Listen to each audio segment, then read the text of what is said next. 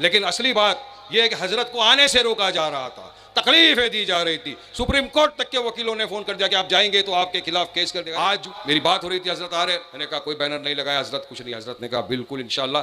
मेरे तो घर के बाहर पूरा पुलिस बैठ गया, मेरे घर के बाहर तो पूरे के पूरे सियासती ओपोनेंट वाले आ गए, सब आ गए। वारिस भाई सब कह बोलना है कि नहीं आप नहीं जा सकते, अगर दुआ भी देनी है तो आप यहाँ से बैठ। भिवंडी वालों को मेरा पैगाम जरूर पहुंचा देना वारिस भाई। मैंने कहा ठीक है हजरत, आपका हुक्म का गुलाम है वारिस पठान, आप जो बोलेंगे मैं करूंगा। हजरत ने आप तमाम के लिए, तमाम देशवासियों के लिए एक पैगाम भेजा है। मैं चाहूंगा कि कैमरामैन भी इसको जूम करे और तमाम इस पैगाम को सुने। अस्सलामु अलैकुम व रहमतुल्लाहि तआला व बरकातुहू। अल्हम्दुलिल्लाह व कफा व सलामुन अला हबीबिहिल मुस्तफा, अम्मा बाद। अज़ीज़ान इकराम वक़ार, हाज़िरीन, सामाईन, आज एक खुसूसी पैगाम नशर करने के लिए मैं आपके सामने हाजिर आया हूँ। मेरे कैद से रिहाई के बाद से लेकर अब तक मुसलसल मेरी कई मसरूफियात और दीनी मशागिल और मेरी तबीयत की नासाजगी के अतबार से मैं आवाम के दरमियान मुकम्मल तौर पर आ नहीं पा रहा हूँ। मैं जुमा की नमाज के लिए हाजिर आया, लेकिन इसका मतलब ये भी नहीं है कि मैं जलसे जुलूस या प्रोग्रामों से दूर जा रहा हूँ। दीन की खिदमत आखिरी सांस तक करते रहेंगे, वो चाहे जिस अंदाज से हो। लेकिन ख़ास एक बात यह है कि आज के माहौल के एतबार से महाराष्ट्र में जो इलेक्शन है और हर जगह सियासी हवा गर्म है और 2-4 दिनों के बाद इलेक्शन के ये प्रचार के और तमाम मामला बंद भी होने हैं। इस सिलसिले में ख़ास तौर पर 2 जगह मेरे नाम का बहुत ज़्यादा शुहरा किया गया था, भिवंडी और औरंगाबाद का। और भिवंडी से जनाब वारिस पठान साहब और औरंगाबाद से जनाब इम्तियाज़ जलील साहब, इन्होंने बहुत ज़ोर शोर से मेरे नाम का ऐलान भी किया और बहुत सारी मोहब्बतों का इजहार भी किया। अल्लाह तबारक व तआला आपकी मोहब्बतों का सिला अता फरमाए।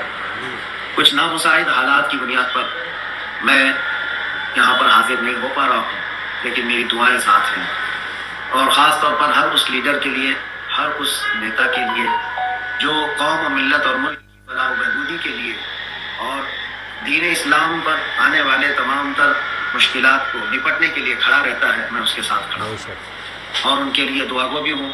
अल्लाह तबारक व तआला उनके बाजुओं में ताकत दे। तमाम जितने सियासी लीडर हैं सबके लिए भी मैं दुआगो हूँ।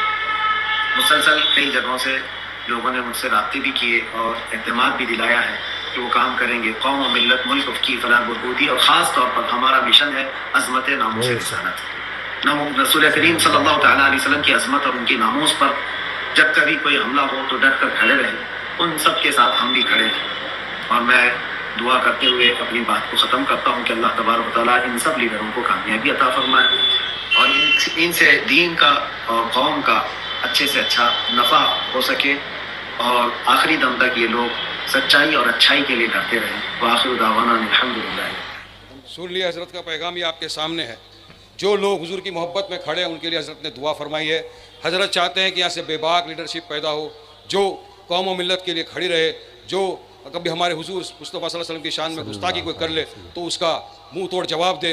ये था पैगाम हजरत का जो मैंने आप तमाम के सामने कर दिया। लेकिन असली बात यह है कि हजरत को आने से रोका जा रहा था, तकलीफें दी जा रही थी। सुप्रीम कोर्ट तक के वकीलों ने फ़ोन कर दिया कि आप जाएंगे तो आपके खिलाफ केस कर देगा। अरे भाई, ये मंच वारिस पठान का मंच नहीं है, यहाँ पे हर एक नेता आ सकता है जो इलेक्शन लड़ रहा है। सब आइए, दुआ लीजिए, मुफ्तियों की दुआ लीजिए, इनके सीनों के अंदर कुरान शरीफ बसा रहता है।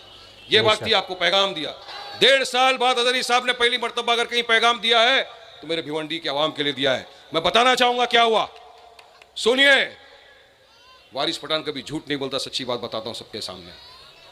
मुफ्ती सलमान अज़हरी साहब अल्हम्दुलिल्लाह जेल से रिहा हो गए, बाहर आए। मुफ्ती साहब ने फ़ोन किया, वारिस भाई कैसे हैं आप? मैंने कहा हज़रत बहुत अच्छा हूँ मैं हज़रत, आप कैसे हैं? बोले बस 8 महीने के बाद आया हूँ वारिस भाई, मैंने सुना आप चुनाव लड़ने खड़े हुए हैं। बोला जी बिल्कुल मुफ्ती साहब, मैं भिवंडी से इस वक्त, मुझे मेरी पार्टी ने चुनाव लड़ने के लिए कहा है। उन्होंने कहा वारिस भाई मुझे आज भी वो दिन याद है जब आप मुझे घाट को ऊपर पुलिस स्टेशन में ले गए थे, रात का वक्त था, आप दौड़े चले आए, सबसे पहले आप वहाँ आए, मेरे साथ खड़े रहिए, मेरा साथ दिया। उसके बाद जो सफ़र चला मुझ पर पासा एक्ट लग गया, सब लग गया, आप लोग मेरे साथ खड़े रहे। मैं जेल में बैठकर देख रहा था कि जब कोई बोल रहा था कि मुसलमानों को मस्जिद में घुस के चुन चुन के मारेंगे, उस वक्त आप बेबाकी के साथ आवाज़ उठा रहे थे, मैं जेल में बैठकर देख रहा था। आपने यहाँ तक कहा था कि तू बेटा आएगा मस्जिद में 2 टांग पे, मगर जाएगा तो तू स्ट्रेचर के ऊपर। ये बात कही थी आपने, मैंने कही थी। फिर उन्होंने कहा आज देखिए क्या हालत चल रहा है यहाँ पर। मैंने बात की, हजरत देखिए रामगिरी जैसा आदमी, आपने तो कुछ कहा भी नहीं, आपने सिर्फ एक अशार पढ़ा था जिसके लिए सरकार ने आपको अरेस्ट करके पासा के कानून के तहत गिरफ्तार कर दिया। हजरत ने कहा बिल्कुल सही बात है। मैंने कहा हजरत देखिए रामगिरी को, एक टकला है ना, सर में बाल नहीं, जुबान में काबू नहीं, अनाप शनाप बकवास करता जा रहा।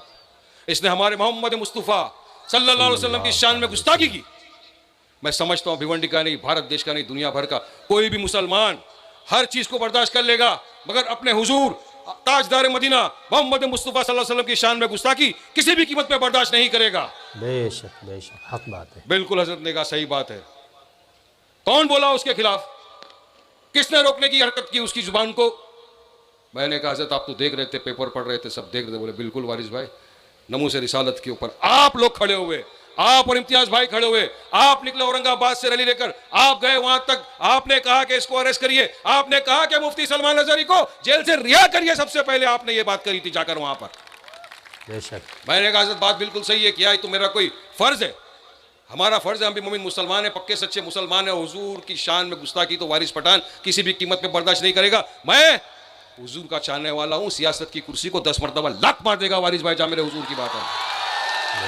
मेरे नबी की शान की गुस्ताखी के लिए अगर वारिस पठान को फांसी पे चढ़ना पड़ा, खुशी खुशी चढ़ जाएगा इंशाअल्लाह ताला, कोई गम नहीं, कोई डर नहीं रहेगा।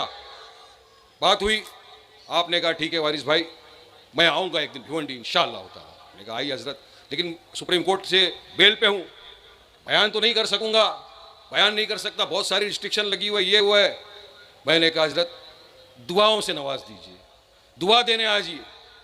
बोले ठीक है। मुझे इम्तियाज़ भाई से भी मेरी बात हुई, उन्होंने भी मुझसे कहा था कि हजरत आप दुआएं देने आइए। हमने यकीन मानिए पूरी तरह से हर चीज़ की परमिशन ली। हमने कहा हजरत आएंगे 2 मिनट, ज़्यादा वक्त नहीं लेंगे, दुआ करके चले जाएंगे। वारिस पठान भी स्टेज पर नहीं बैठेगा, कोई नहीं बैठेगा, सिर्फ उलेमा इकराम बैठेंगे, हजरत बैठेंगे, वारिस पठान नीचे बैठेगा। मैं सियासती मंच नहीं बनाना चाहता, मैं इस मंच को सियासती मंच नहीं बनाना चाहता था। मैं चाहता था कि एक मुफ्ती, एक उलेमा जिसके कदमों में बैठकर वारिस पठान ने इस्लाम को जाना, मुसलमान के हक को जाना, मैं नहीं चाहता हूं किसी सियासत के स्टेज के ऊपर बैठे। हमने कोई बैनर नहीं लगाया, कुछ नहीं लगाया, तमाम ने देखा था। हजरत ने कहा ठीक है बिल्कुल इंशाअल्लाह ताला।